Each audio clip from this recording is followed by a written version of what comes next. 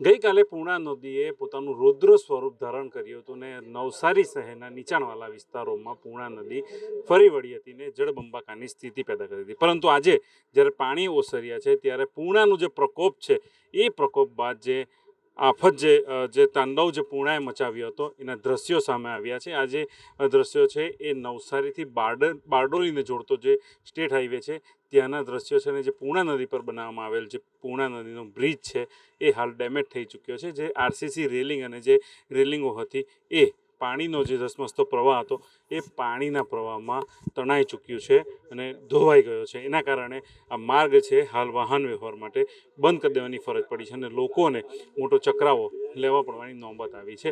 આપણી સાથે નવસારી કાર્યપાલક ઇજનેર છે, એમની સાથે વાત કરીને જે સમગ્ર સ્થિતિ છે સ્થિતિનો ચિતાર મેળવીશું.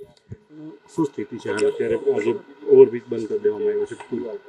ઓવરબ્રિજ બંધ કરવા માટે જે ઓવરટોપિંગ થવાના કારણે બ્રિજની વેરિંગ સરફેસને નુકસાન થયેલું છે અને લાકડાના કારણે જે પૂરમાં આવેલા લાકડાના કારણે રેલિંગ તૂટી ગયેલ છે. આજે સાંજ સુધીમાં આ બધી કામગીરી પૂર્ણ કરી દેવામાં આવશે. રેલિંગો પણ તૂટી ગઈ છે અને જે આરસીસી જે પેચ રોડ હતો જે રેલિંગ કહેવામાં આવે તો એ મુખ્ય કારણ શું અને કયા કારણોસર?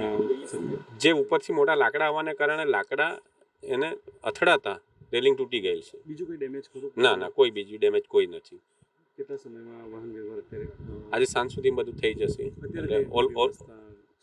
બસ અત્યારે મજૂરો આપની સામે જ છે, મજૂરો ઊભા જ છે અને મટીરિયલ આવે છે, થઈ જશે. નવસારી અને બારડોલીને જોડતો જે મુખ્ય માર્ગ છે એ હાલ વાહન વ્યવહાર માટે બંધ છે. પરંતુ જે રીતના અધિકારીઓ આ પુલને વહેલો ચાલુ કરવાની જે કવાયત હાથ ધરી છે તે ક્યાંક સાંજ સુધીમાં આ પુલ ફરી રાબેતા મુજબ શરૂ થઈ જશે. લોકો માટે આવતીકાલથી કહી શકાય કે આવતીકાલથી ફરી બારડોલી અને નવસારીને જોડતો રોડ જે છે એ ફરી શરૂ થઈ જશે. ભાવિન પટેલ, ન્યૂઝ 18 ગુજરાતી, નવસારી.